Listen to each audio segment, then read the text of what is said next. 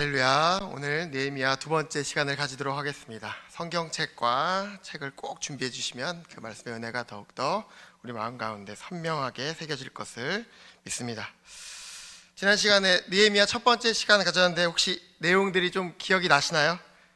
느헤미야가 총 몇 장이라고 제가 전해주었죠? 13장까지 있습니다. 그게 크게 두 부분으로 나눠진다 그랬었는데 한번 표 보여주시겠나요? 표를 보여주시면은 크게 두 부분으로 나눠져 있습니다.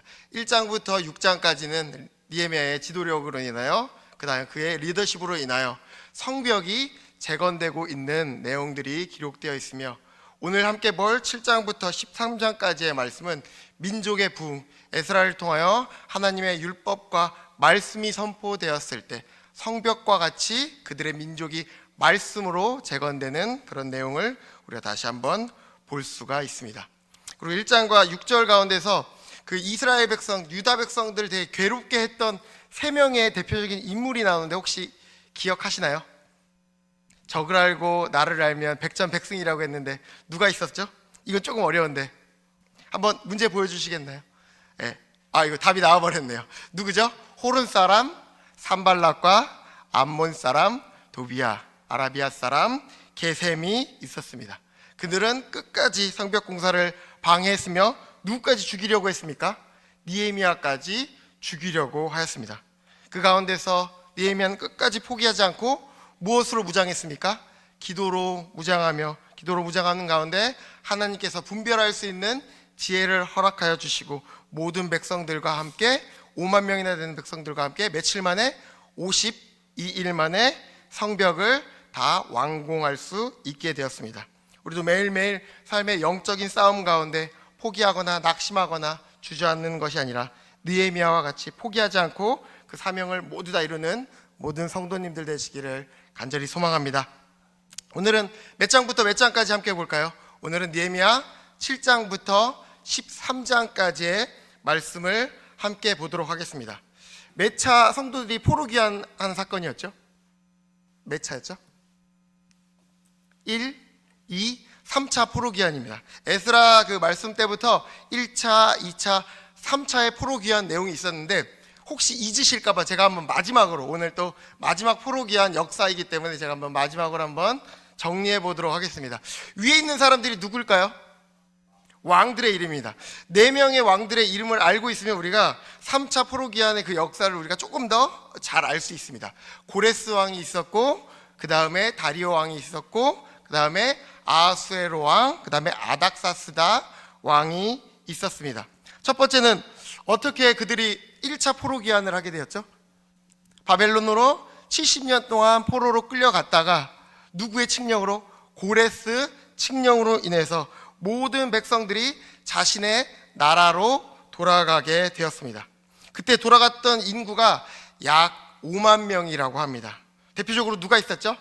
그들을 이끌었던 수룹바벨과 제사장 예수아가 대표적으로 그들을 이끌고 예루살렘으로 돌아오게 되었습니다. 그렇게 약 2년 동안 하나님께 제사 드리고 하나님의 말씀 따라 잘 살아가다가 뭐를 건축하게 됐을까요? 예루살렘 그 무너졌던 성전을 다시 건축하고자 했을 때 아까 나왔던 도비야와 산발락과 게셈과 같은 이방 민족들이 그들의 공사를 방해하게 되었고, 고레스에게 사절을 편지를 보내게 되었고, 그들이 당신을 지금 배반하려고 그들의 힘을 키우려고 합니다. 그래서 편지를 보냄으로써 공사가 12년 동안 멈추게 되었습니다. 그 가운데 하나님께서 어떤 선지자를 보내주셨을까요? 어떤 선지자인가요? 학개와 스가랴를 보내주셔서 다시 성전이 재건될 수 있도록 하나님의 능력과 힘을 바라보게 했습니다. 그래서 그 성전 공사가 언제 다시 시작되었을까요? 두 번째 나와 있는 다리오 왕 때 그 성전 공사에 다시 임하게 되었고 성전 보수가 완공하게 되었습니다. 그리고 나서 어디의 역사로 넘어가냐면 바로 페르시아의 역사로 넘어갑니다. 성경의 순서로 보면은 에스라 다음에 느헤미야가 나왔고 느헤미야 다음에 에스더로 끝나야 되는데 성경의 역사와 다르게 그 순서가 성경과 다르게 돼 있고 성경의 그 역사적인 순서로 봤을 때는 그 다음 내용은 에스더가 나옵니다. 아하수에로 왕이 되었는데 누구를 왕으로 불렀을까요? 에스더가 왕후가 되었고 그 민족들을 살리는 그런 역사의 기록들이 에스더 말씀 가운데 기록되어 있습니다. 그 다음은 어디였을까요? 그 다음은 아닥사스다 왕이 다시 이제 왕이 되었을 때, 그 뒤를 이어서 아닥사스다 왕이 되었을 때 2차로 에스라가 많은 백성들과 함께 다시 예루살렘으로 돌아오게 되었습니다. 에스라는 어떤 사람이었냐면 아닥사스다 왕의 법률 자문관이었으며 학사이자 제사장이었습니다. 그때는 많은 백성들이 돌아오지 못했습니다. 예전 1차 때는 몇 명이 돌아왔을까요? 5만 명이 돌아왔다면 2차 때는 2천 명이 돌아오게 되었습니다. 비교적 적은 숫자였지만 에스라는 이방인과의 결혼에 대해서 지적하고 하나님의 율법을 가르쳐 주었습니다.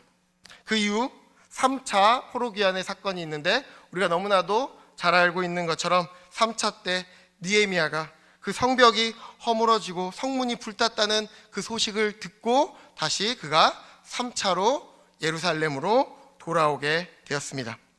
예루살렘으로 돌아와 유다 백성들과 함께 이방 민족들의 협박과 방해 가운데서도 며칠 만에 52일 만에 기적적으로 성벽이 재건되었다는 겁니다. 그리고 느헤미야가 누군가를 마지막으로 불렀습니다. 오늘 7장부터 13까지 해서 누구를 불렀을까요? 자신보다 나이가 많고 말씀에 탁월했던 에스라를 불러서 하나님의 율법과 하나님의 말씀을 전하는 말씀이 오늘 보게 될 느헤미야 7장부터 13장까지의 말씀입니다. 잘 이해가 되셨나요? 4명의 왕들을 기억하시고 언제 그들이 돌아오게 되었고 어떤 사건에 의해서 돌아오게 됐는지 기억하시면 말씀이 훨씬 더 은혜로 다가오게 될 것입니다. 다음 주에 우리가 어떤 말씀을 보죠? 에스더 말씀을 보는데 역사적 순서로 봤을 때는 느헤미야 사건 전에 있었던 기록으로 알고 있으면 되겠습니다. 오늘은 느헤미야 7장 13절까지 7장부터 13절까지의 말씀을 함께 보도록 하겠습니다. 책을 펴주시면 어떤 주제인가요? 백성의 쇄신함을 다루고 있습니다. 쇄신이라고 적어주시면 되겠습니다.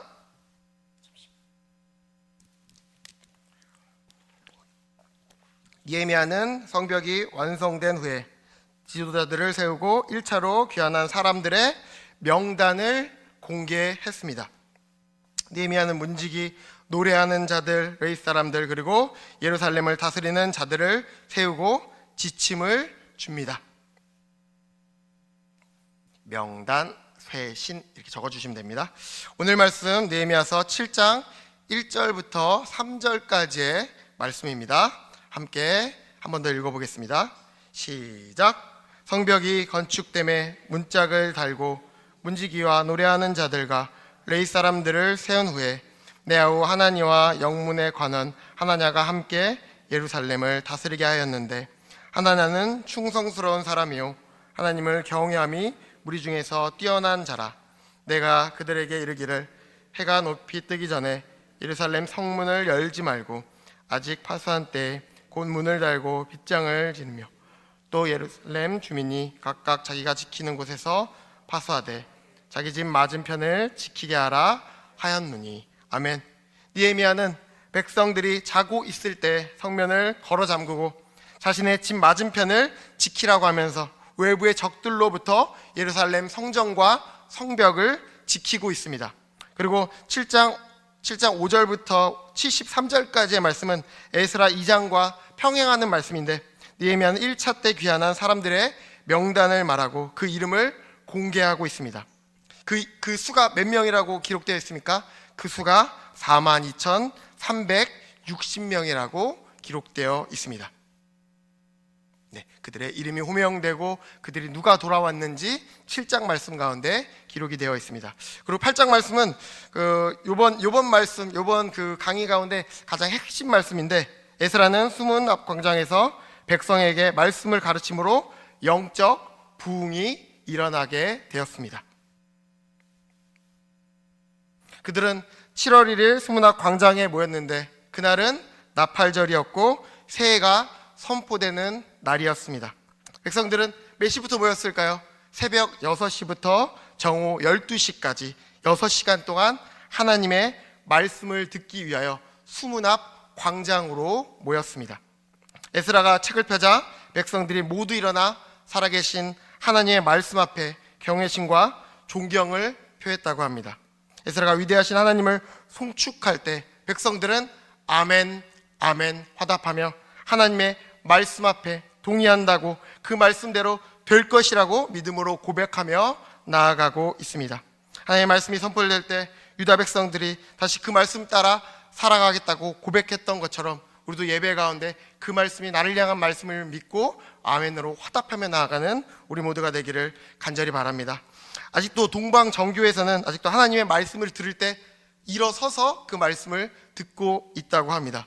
우리 청소년부 친구들이 말씀을 너무나도 잘 듣는데 우리 친구들이 조금 쑥스러워하는 그런 부분이 있는데 바로 찬양할 때입니다. 찬양할 때 박수도 치지 않고 입으로 찬양도 절대 안 합니다. 말씀은 잘 듣는 것 같은데 찬양은 절대 안 합니다. 그래서 제가 한 가지 아이디어를 냈는데, 찬양이 주기도문으로 예배가 시작되고 찬양할 때 우리 모든 친구들에게 일어나서 박수 치면서 찬양합시다 그랬더니 순간 친구들이 막 박수를 치면서 막 노래를 부르는 겁니다. 그러면서 애들이 일어나서 하니까 옆에 있는 사람을 신경 쓰지 않고 되게 기쁨으로 찬양하구나. 그래서 지금 한 달 동안 일어서서 찬양하고 있습니다. 아마 제가 생각하는 내내 아마 일어서서 찬양하지 않을까 싶은데, 저희가 앉아있을 때보다 일어서서 이렇게 말씀을 듣고 찬양하면 우리의 정신이 깨는 것처럼 예배를 드릴 때 옆 사람을 의식하는 것이 아니라 우리의 예배를 받으시는 하나님을 바라보며 온전한 예배 드릴 수 있는 모든 성도님들 될 수 있기를 간절히 소망합니다. 유다 백성들은 자신의 죄를 깨닫고 예배를 드릴 때 눈물로 하나님께 나아갔습니다. 이처럼 죄를 깨달으면 죄에 대한 애통함이 있어야 하고 죄에서 돌아서야 하는 전인격적인 깨달음이 있어야 합니다. 울고 있는 백성들을 향하여 느헤미야는 무엇이라고 말씀하고 있습니까?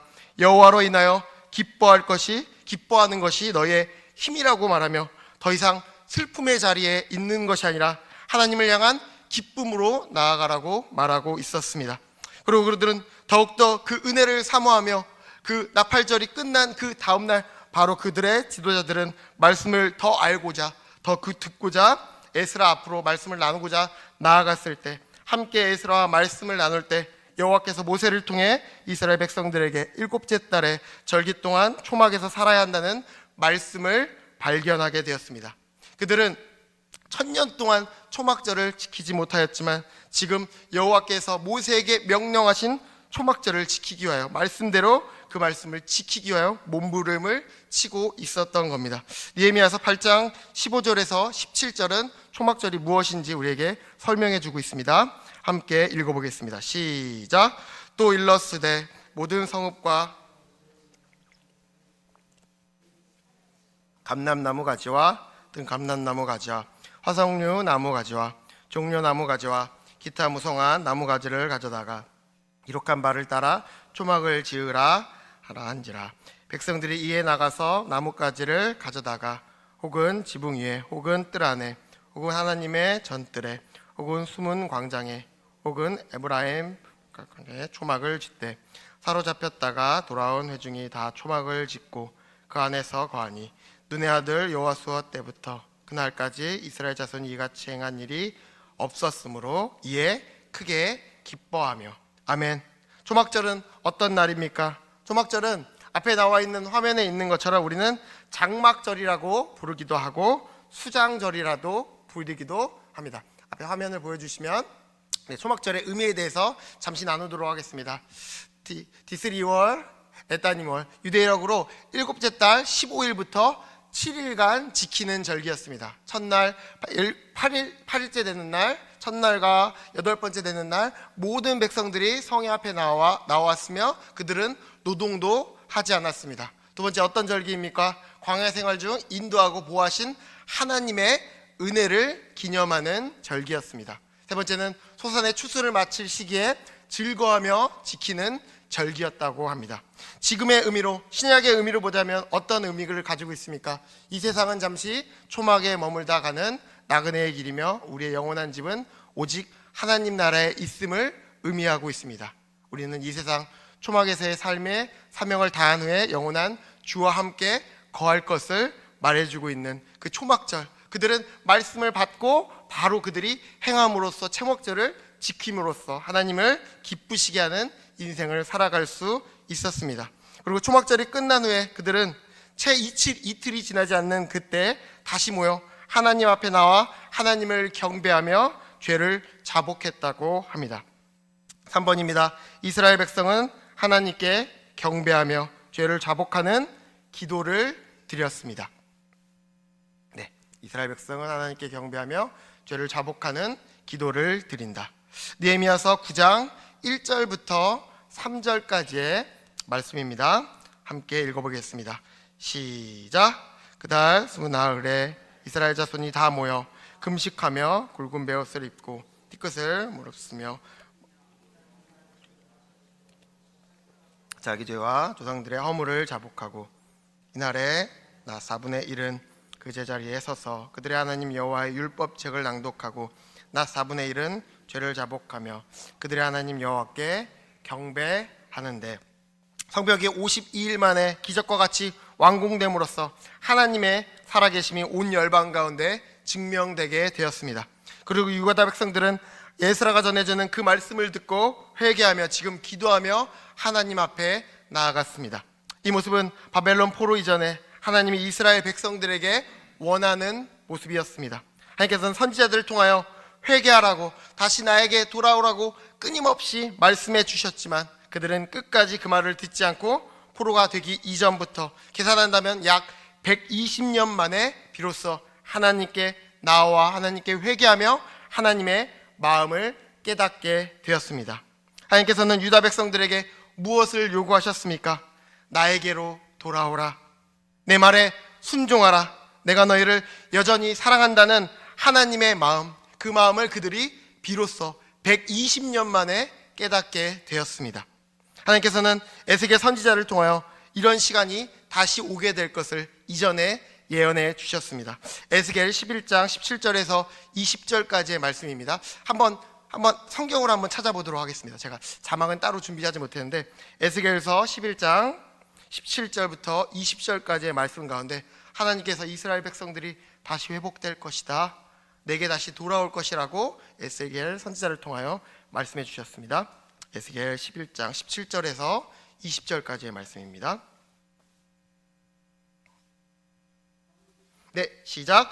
너는 또 말하기를 주여의 말씀에 내가 너희를 만민 가운데 모으며 너희를 흩은 열화 가운데서 모아내고 이스라엘 땅을 너희에게 주리라 하셨다 하라. 18절입니다. 그들이 그리로 가서 그 가운데 모든 미운 물건과 모든 가증한 것을 제거하여 버릴지라. 19절입니다. 내가 그들에게 한 마음을 주고 그 속에 새 영을 주며 그 몸에서 돌 같은 마음을 제거하고 살처럼 부드러운 마음을 주어 내 율례를 따르며 내 규례를 지켜 행하게 하리니 그들은 내 백성이 되고 나는 그들의 하나님이 되리라. 이 말씀과 같이 하나님의 모든 말씀이, 예언의 말씀이 성취되게 되었습니다. 지금도 하나님께서는 우리에게 무엇을 말씀하고 계십니까? 나에게 돌아오라. 내 말씀에 순종하라. 내가 너를 사랑한다는 것을 깨달으라고 우리에게 끊임없이 말해주고 있습니다. 120년이라는 시간이 지나서야 비로소 유다 백성들이 그 방황을 끊고 하나님의 말씀 앞으로 나아갔던 것처럼 우리도 우리 마음 가운데 세상의 목소리에 흔들리며 세상을 쫓아 살아가는 것이 아니라 하나님의 말씀에 순종하며 하나님을 기쁘시게 하며 하나님을 시원케 하는 주님의 모든 자녀가 되기를 간절히 바랍니다. 비번입니다. 이스라엘 지도자들은 하나님을 찬양하며 자백의 기도를 드립니다. 1번 창조자 하나님을 송축한다. 예레미야서 9장 5절부터 6절까지의 말씀입니다. 앞에 나와 있는 화면을 보고 함께 읽어보겠습니다. 예레미야서 9장 5절부터 6절입니다. 화면 떼주시면 읽어보겠습니다. 시작. 영원부터 영원까지 계신 너희 하나님 여호와를 송축할지라. 주여 주의 영화로운 이름을 송축할 것은 주의 이름이 존귀하여 모든 송축이나 찬양의 뛰어남이니이다. 오직 주는 여호와시라. 하늘과 하늘들의 하늘과 이럴 성신과 땅과 땅 위의 만물과 바다와 그 가운데 모든 것을 지으시고 다 보존하시오니 모든 천군이 주께 경배하나이다. 아멘. 그들이 하나님께 나아가 하나님께 먼저 찬양을 올려드렸습니다. 두 번째는 어떤 기도를 올려드렸습니까? 아브라함을 선택하심을 찬양하고 있습니다. 세 번째는 출애굽과 시내산까지의 인도하심을 찬양했습니다. 네 번째, 시내산에서의 율법과 양식을 공급해 주심을 찬양하고 있습니다. 백성들의 불순종과 하나님의 자비하심을 고백하고 있으며 광야에서의 부족함이 없으신 하나님의 공급을 찬양했습니다. 일곱 번째, 가나안 정복에 대한 내용을 고백하며 백성의 지속적인 타락을 자백하고 있습니다. 그리고 마지막 아홉 번째는 하나님의 긍휼을 간곡히 구하는 기도를 올려드립니다. 오늘 말씀 9장 32절부터 33절까지의 말씀입니다. 시작. 우리 하나님이여 광대하시고 능하시고 두려우시며 우리와 우리 왕들과 방백들과 제사장들과 선지자들과 조상들과 주의 모든 백성이 아수르 왕 때부터 오늘까지 당한 모든 환난을 이제 작게 여기지 마옵소서. 그러나 우리가 당한 모든 일에 주의 공의로우신 우리의 악을 행하였사오나 주께서는 진실하게 행하셨음이니이다. 아멘. 그들은 하나님을 먼저 찬양하고 하나님의 역사를 찬양하며 이 모든 것을 하나님께 간구하며 나아가는 기도를 올려드렸습니다. 4번입니다. 느헤미야는 공동체가 하나님의 율법을 순종하겠다는 공개적인 서약을 하도록 주도했습니다. 이제 하나님의 약속을, 그 율법을 지키겠다고 그들은 약속하고 맹세하며 다시 한번 하나님 앞에서 선언하며 그렇게 나아가고 있었습니다. 세 가지로 요약을 할 수 있는데, 첫 번째는 어떻게 맹세하며 어떻게 선언하며 나아갔습니까? 첫 번째, 절대로 이방인과 결혼하지 않겠다고 그들은 맹세하며 하나님께 나아가고 있습니다. 어떠한 우상도 어떠한 신도 여호와 외에 허용하지 않으며 그들과 절대로 결혼하지 않겠다고 지금 그들은 맹세하며 나아가고 있습니다. 느헤미야서 10장 30절은 이렇게 기록되어 있습니다. 우리의 딸들을 이 땅 백성에게 주지 아니하고 우리의 아들들을 위하여 그들의 딸들을 데려오지 아니하며, 그는 첫 번째로 절대로 이방인과 결혼하지 않겠다고 하나님께 맹세하며 나아갔습니다. 두 번째는 어떤 맹세를 하고 있습니까? 두 번째, 안식일을 지키겠다고 그들은 맹세하며 나아가고 있습니다. 느헤미야서 10장 31절 말씀입니다. 함께 읽어보겠습니다. 시작. 혹시 이 땅 백성이 안식일에 물품이나 온갖 곡물을 가져다가 팔려고 할지라도 우리가 안식일이나 성일에는 그들에게서 사지 않겠고 일곱째 해마다 땅을 쉬게 하고 모든 빚을 탕감하리라 하였고. 아멘. 안식일을 지킨다는 건 그들에게 어떤 의미가 있습니까? 하루를 손해보거나 그들은 한 해를 손해볼지라도 하나님의 말씀에 신뢰하며 하나님의 말씀을 붙들고 그들은 그 말씀을 지키겠다고 고백하고 있습니다. 그렇기 때문에 지금도 유대인들은 속죄일날 아무것도 하지 않는다고 합니다. 그렇기 때문에 유대인들이 주식을 사지 않기 때문에 미국 주식시장은 주가가 움직이지 않는 유일한 날이라고 합니다. 그들이 하루를 거래하지 않을 때 어마어마한 막대한 손해가 있을지라도 그들은 아직도 하나님의 말씀 앞에서 그 안식과 하나님의 그 말씀을 지키기 위하여 몸부림을 치고 있습니다. 세 번째, 그들은 어떤 맹세를 하고 있습니까? 세 번째, 함께 읽어보겠습니다. 시작. 성전 예물을 충분히 바치며 유지하겠다고 그들은 지금 맹세하고 있습니다. 오늘 말씀 10장 32절에서 33절까지의 말씀입니다. 시작. 우리가 또 스스로 구리를 정하기 해마다 하나님의 전을 위하여 쓰게 하되 곧 진설병과 항상 드리는 소제와 항상 드리는 번제와 안식일과 초하루와 정한 절기에 쓸 것과 성물과 이스라엘 위하여 속죄제와 우리 하나님의 전의 모든 일을 위하여 쓰게 하였고, 하나님께 드리는 예물, 제사, 11조 모든 것을 주님께 올려드리겠노라고 그들은 맹세했습니다. 하지만 그게 어떻게 무너지게 되었습니까? 하나님께 온전히 11조를 올려드리지 않았을 때 더 이상 레위인들은 생활할 수 없게 되었습니다. 그리고 노래하는 자들도, 하나님을 찬양하는 자들도 그렇게 나아갈 수 없었다는 것입니다. 그들이 하나님의 말씀에 순종하며 하나님이 만드신 그 율법 안에서 그들이 온전히 11조를 올려드렸을 때 그 모든 백성들이 하나님께 나아갈 수 있는 기회의 문이 열리게 되었습니다. 그리고 그들은 이 말씀과 비슷한 것으로 첫 열매를 하나님께 올려드리겠다고 그들은 말하고 있습니다. 첫 열매는 무엇을 의미합니까? 내가 가진 가장 귀한 것을 하나님께 올려드리는 것이며 전부를 드리는 것과 같습니다. 느헤미야서 10장 35절부터 36절까지의 말씀입니다. 시작. 해마다 우리 토지 소산의 만물과 각종 과목의 첫 열매를 여호와의 전에 드리기로 하였고, 또 우리의 맏아들들과 가축들의 처음 난 것과 소와 양의 처음 난 것을 율법의 기록대로 우리 하나님의 전으로 가져다가 우리 하나님의 전에서 섬기는 제사장들에게 주고, 그리고 그들은 또 무엇을 주님께 올려드리겠다고 말합니까? 바로 11조를 올려드리겠노라고 말하고 있습니다. 오늘 말씀 37절과 38절입니다. 시작.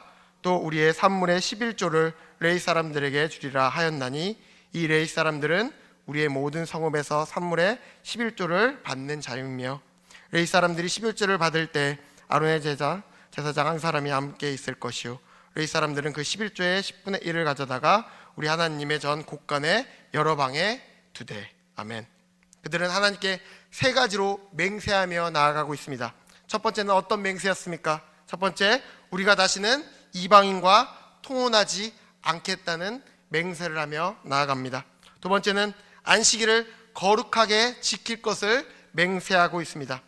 세 번째는 어떤 맹세입니까? 재물과 예물을 범하지 않겠다는 맹세를 하며 하나님의 말씀 따라 하나님의 백성으로 나아가겠노라고 그들은 맹세하며 나아갔습니다. 이렇게 하나님께 맹세하며 나아갔을 때 하나님께서는 그들의 마음을 받아주셨고, 드디어 느헤미야의 개혁이 완성되어 가고 있었습니다. 오늘 말씀 11장입니다. 11장은 5번인데 예루살렘에 거주한 백성을 선정하는 작업과 백성의 이름과 1차 기한 때 돌아온 제사장들과 레위인들의 이름이 기록되고 있습니다.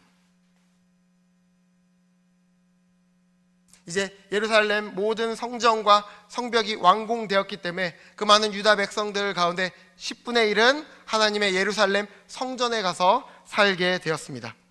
예루살렘 성에서 산다는 것이 자칫하면 쉬워 보일 수 있지만 그들에게는 마음적으로 심적인 부담감이 있었습니다. 첫 번째는 누가 그 성에서 살 수 있었습니까? 첫 번째는 예루살렘의 지도자들, 유다 백성들 가운데 지도자들이 그 성에서 살 수 있었으며, 두 번째는 자원하는 자들이 예루살렘에서 살 수 있게 되었습니다. 그리고 세 번째는 어떤 자들이 살 수 있었습니까? 그 많은 백성들 가운데 10분의 1을 제비 뽑아서 그 백성들이 예루살렘에서 살 수 있게 되었다고 합니다. 하지만 그들의 마음 가운데 그들이 자원하거나 지도자가 아닌 이상 제비 뽑아서 그곳에서 사는 그 백성들은 심적인 부담감이 조금 있었을 것입니다. 우리도 직장에서, 사회에서 크리스천이라는 말을 우리의 입으로 쉽게 할 수 없는 시대를 살아가고 있습니다. 왜 그렇습니까? 우리가 한번 기독교인이라고, 크리스천이라고 말하면 어딜 가든지 하나님의 이름을 먹칠하는 것만 갖고 우리가 마음대로 생활할 수 없기 때문입니다. 저도 예전에 군대에서 군종병으로 있었는데 제가 뜻하지 않게 1병 말쯤 됐을 때 위에 있는 그 대대 군종병이 전역하게 돼서 제가 군종이 되게 되었습니다. 그래서 전투복이 2개가 있었는데 하나는 그냥 이렇게 좀 자유롭게 입는 거였고, 정말로 깔끔하고 이렇게 휴가를 나갈 때 거기에다 이렇게 군종병 마크, 십자가 마크를 했는데 어느 순간 제가 그 군복을 입기가 너무나도 부담스러웠습니다. 왜 그러냐면 왠지 그 군복을 입으면 왠지 막 이렇게 후임들한테 이렇게 막 야 뭐 가져와 이렇게 못할 것 같고, 왠지 내가 막 솔선수범해야 될 것 같고, 막 욕도 하면 안 될 것 같고, 뭔가 되게 막 내가 더 일을 해야 될 것 같은 그런 거룩한 부담감이 있었습니다. 아마 그런 이스라엘 유다 백성들도 그런 아마 부담감이 없었을까 하는 생각이 들게 되었습니다. 우리도 세상을 살다 보면 그리스도인이라는 것을 우리의 입술로 고백하기가 너무나도 어렵습니다. 하지만 그 가운데 우리가 담대할 수 있으며 우리의 입술로 고백할 수 있어야 합니다. 아무리 힘든 순간 가운데서도 우리의 입술과 우리의 행함을 통해 예수님의 사랑이 흘러갈 수 있기를 간절히 바랍니다. 아멘. 네, 그리고 6번입니다. 느헤미야는 성벽을 봉헌하고 제사장들과 레위인의 목을 주고 있습니다. 드디어 성벽의 봉헌식을 가지게 되었습니다. 그들은 온갖 악기로 하나님을 찬양하며 나아가고 있습니다. 예레미야서 12장 27절부터 31절까지의 말씀을 한번 읽어보도록 하겠습니다. 예루살렘의 성벽을 봉헌하게 되니 각처에서 레위 사람들을 찾아 예루살렘으로 데려다가 감사하며 노래하며 재금을 치며 비파와 수금을 타며 즐거이 봉헌식을 행하려 하매 이에 노래하는 자들이 예루살렘 사방들과 두보바 사람의 마을에 모여들고 곧 벳길갈과 게바와 아스마웨 뜰에서 모여들으니 이 노래하는 자들은 자기를 위하여 예루살렘 사방의 마을들을 이루었습니다. 제사장들과 레위 사람들이 몸을 정결하게 하고 또 백성과 성문과 성벽을 정결하게 하니라. 이에 내가 유다의 백성들을 성벽 위에 오르게 하고 또 감사 찬양하는 자의 큰 무리를 둘로 나누어 성벽 위에 대오를 지어가게 하였는데 한 무리는 오른쪽으로 보문을 향하게 가게 하니. 아멘. 앞에 나와 있는 이 사진이 성벽입니다. 그들이 52일 만에 완공한 그 성벽이었는데 잘 보이시나요? 여기 이 왼쪽 저쪽에 보면 느헤미야 찬양대는 저기 파란색으로 해가지고 이렇게 시계 방향으로 이렇게 돌아가지고 한밑간 문까지 그들이 하나님을 찬양하며 그 성벽 위를 올라가서 하나님을 찬양하며 이렇게 시계 방향으로 이렇게 돕니다. 그리고 에스라가 이끄는 찬양대는 어디서 저기 풀망대라고 적혀 있는 곳에서 이렇게 시계 반대 방향으로 이렇게 돌아가지고 어디서 만났을까요? 한밑간문에서 이 두 대열이 이렇게 만나며 하나님을 찬양하며 나아갔다는 것을 우리가 알 수 있습니다. 그들이 어떻게 찬양하며 나아갔습니까? 43절은 이렇게 기록하고 있습니다. 이날에 무리가 큰 제사를 드리고 심히 즐거워하였으니 이는 하나님이 크게 기뻐하게 하셨습니다. 부녀와 어린아이도 즐거워하였으므로 예루살렘이 즐거워하는 소리가 멀리 들렸느니라. 그들이 하나님을 찬양하며 봉헌식 가운데 하나님의 영광을 드리며 두 무리로 나뉘어서 성벽 위를 오르락내리락하며 하나님을 찬양하고 있었습니다. 그리고 그들이 바친 그 예물을 누가 관리해 줬는지 44절은 우리에게 이렇게 말해주고 있습니다. 그날에 사람을 세워 곡간을 맡기고 제사장들과 레위 사람들에게 돌릴 것 곧 율법에 정한 대로 거제물과 처음 익은 것과 11조를 모든 성읍 밖에서 거두어 이 곡간에 쌓게 하였느니 이는 유다 사람이 섬기는 제사장들과 레위 사람들로 말미암아 즐거워하기 때문이라. 아멘. 이렇게 하나님의 원리와 하나님의 섭리 가운데 모든 것들이 세팅되게 되었습니다. 그래서 마침내 느헤미야는 기원전 444년부터 433년까지 약 12년간의 모든 사역을 마치고 페르시아로 돌아가게 되었습니다. 7번입니다. 느헤미야는 모세의 율법에 따라 마지막 개혁을 하며 강력한 징계를 실시한다.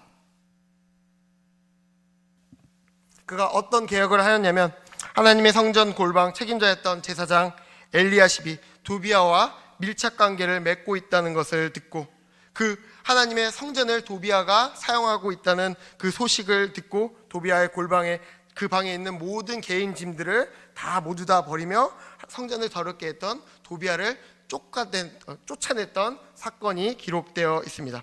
이 소식을 듣고 그 느헤미야는 바로 예루살렘으로 2차 돌아오게 되었습니다. 이 사건은 단순한 타협이 아니라 신성한 성전에 대한 오독과 오염이었습니다. 하나님께서는 그들과 철저하게 구분되라고 느헤미야서 13장 1절부터 3절 이렇게 말씀하고 있습니다. 1절부터 3절까지의 말씀 13장 읽어보겠습니다. 시작. 그날에 모세의 책을 낭독하여 백성에게 들렸는데 그 책에 기록하기를 암몬 사람과 모압 사람은 영원히 하나님의 총회에 들어오지 못하리니 이는 그들의 양식과 물로 이스라엘 자손을 영접하지 아니하고 도리어 발람에게 뇌물을 주어 저주하게 하였습니다. 그러나 우리 하나님이 그 저들을 돌이켜 복이 되게 하셨다 하였는지라. 백성이 율법을 듣고 곧 섞은 무리를 이스라엘 가운데서 모두 분리하였느니라. 아멘. 이렇게 유다 백성들은 하나님 앞에서 맹세하며 나아갔습니다. 그러나 지금 도비아가 하나님의 성전에 들어와 있었던 겁니다. 우리가 여기서 기억해야 되는 것은 하나님께서는 인종이나 그런 타국인들을 싫어하는 것이 아니라 악에 심취한 자들을 가까이 하지 말라고 우리에게 이렇게 말씀하고 있습니다. 잠언서 24장 1절은 이렇게 말합니다. 너는 악인의 형통함을 부러워하지 말며 그와 함께 있으려고 하지도 말라고 우리에게 말하고 있습니다. 왜 이렇게 우리에게 강력하게 말하고 있습니까? 우리가 그들과 관계를 맺을 때 그들이 섬기는 우상을 동일하게 섬기게 될 것이기 때문입니다. 그렇기 때문에 느헤미야는, 그리고 하나님의 말씀은 이방 백성들과 절대로 통혼하지 말라고 우리에게 말해주고 있습니다. 그들과 관계를 맺다 보면 결국 하나님과 멀어지게 될 것이며 그들이 가져온 우상을 섬기는 죄를 범할 수밖에 없다고 말합니다. 우리의 삶도 마찬가지입니다. 우리 자신이 섬기는 우상을 가져와 우리가 세상 가운데 여러 가지의 모임들이 있습니다. 하지만 어떤 모임에 가면 재미는 있는데 이상하게 기운이 빠지고 그리고 하나님과의 관계가 멀어지는 모임이 있으며, 어떤 모임에 가면 힘이 나고 하나님과의 관계가 좋아지는 모임이 있습니다. 우리 삶에서 하나님과의 관계가 멀어지게 하는 인간관계나 여러 가지 일과 어떤 행동들이 있다면 우리는 단칼에 그 행동들을 끊을 수 있어야 합니다. 그것들이 우리에게 유익할 수도 있고 우리가 사회생활을 하는데 우리의 삶을 영위해 가는데 여러 가지 도움을 줄 수 있지만, 만약 그런 일들이, 그런 관계들이, 그런 행동들이 하나님과의 관계를 멀어지게 한다면 우리는 분별할 수 있어야 되며 끊을 수 있어야 합니다. 그뿐만 아니라 느헤미야는 유다 백성들이 페르시아로 잠깐 돌아간 그 시간 가운데 제사장들에게 11조를 드리지 않고 지금 안식일을 지키지 않으며 그리고 이방인들과 다시 결혼한 모든 것을 그들을 징계하며 다시 세워가고 있습니다. 그리고 마지막으로 그는 하나님께 이렇게 기도했습니다. 오늘 말씀 30절, 마지막 13장 30절부터 31절까지의 말씀 읽어보겠습니다. 시작. 내가 이와 같이 그들에게 이방 사람을 떠나게 하여 그들을 깨끗하게 하고 또 제사장과 레위 사람의 반열을 세워 각각 자기의 일을 맡게 하고 또한 정한 기한에 나무와 처음 익은 것을 드리게 하였사오니 내 하나님이여 나를 기억하사 복을 주옵소서. 아멘. 느헤미야는 하나님의 말씀 앞에서 단호할 수 있었으며 그의 리더십을 통하여 하나님의 말씀으로 많은 백성들을 인도하였습니다. 그리고 그는 기도를 통하여 언제나 하나님의 은혜를 구하며 나아가는 영적인 리더자였습니다. 오늘 말씀을 정리해 보도록 하겠습니다. 느헤미야서는 어떤 주제를 가지고 있습니까? 바로 느헤미야의 주제는 회복을 나타내고 있습니다. 느헤미야서 5만 명을 동원하여 이스라엘의 성벽이 재건되는 내용과 함께 유다 민족들이 말씀으로 회복되고 예루살렘을 중심적으로 종교적, 도덕적, 정치적으로 회복되고 있음을 나타내고 있습니다. 이 말씀의 목적은 무엇입니까? 유다의 남은 백성들에게 하나님의 언약 백성으로 구별되게 살아가는 것의 중요성을 깨닫게 하여 주고 있습니다. 이방에서 살아 돌아온 유다 백성들, 그들이 이 가운데서 죄를 범하는 것이 아니라 하나님의 말씀, 그 언약을 붙잡고 구별된 삶을 살아갈 수 있는 하나님의 말씀으로 인도하고 있습니다. 그리고 느헤미야서의 핵심 구절은 무엇입니까? 느헤미야서 6장 15절에서 16절까지의 말씀입니다. 함께 읽어보겠습니다. 성벽 역사가 50일 만에 엘루엘 15일에 끝나매 우리의 대적 모든 대적과 뒤에 있는 이방 족속들이 이를 듣고 다 두려워하여 크게 낙심하였으니 그들이 우리 하나님께서 이 역사를 이루신 것을 알미니라. 그들이 하나님의 말씀에 순종하며 나아갔을 때 열방 가운데 하나님의 영광이 드러나게 되었습니다. 적용입니다. 느헤미야는 언약 백성이 세상과 구별됨을 지니고 살아가지 못함을 보고 갱신과 개혁을 시행한다. 그는 거룩한 성전에 자기의 방을 지어놓고 성전을 모독하되 한 도비아의 방을 정결하게 한다. 제사장은 타협을 하고 성전방을 그에게 내주었다. 우리도 하나님의 자녀로 이 땅에서 살아가지만 종종 세상과 타협할 때가 있다는 것입니다. 우리 마음 가운데 우리가 끊어내야 될 것이 무엇이 있습니까? 1번은 이렇게 말하고 있습니까? 마음속에 어떤 방이 도사리고 있습니까? 시기심, 질투, 교만, 욕심, 이기심, 안주, 비방, 험담, 무책임, 이기심, 경쟁심, 미움, 원망, 분노 등등 마음속에 이러한 불순물을 담고 있는 방을 제거해야 된다고 말하고 있습니다. 두 번째는 무뎌진 마음을 깨우고 말씀으로 새롭게 할 수 있어야 합니다. 세 번째입니다. 내 중에서 벗어나 다른 사람들을 정기적으로 섬길 수 있어야 됩니다. 나 중심적인 것으로 살아가는 것이 아니라 다른 사람들을 섬기는 삶을 살아갈 수 있어야 됩니다. 4번입니다. 긍정적인 사람들과 어울리며 칭찬과 격려와 축복과 은혜의 말을 아끼지 말아야 합니다. 5번째, 자신의 맡겨진 역할과 책임에 충실할 수 있으며 사명감을 회복할 수 있어야 합니다.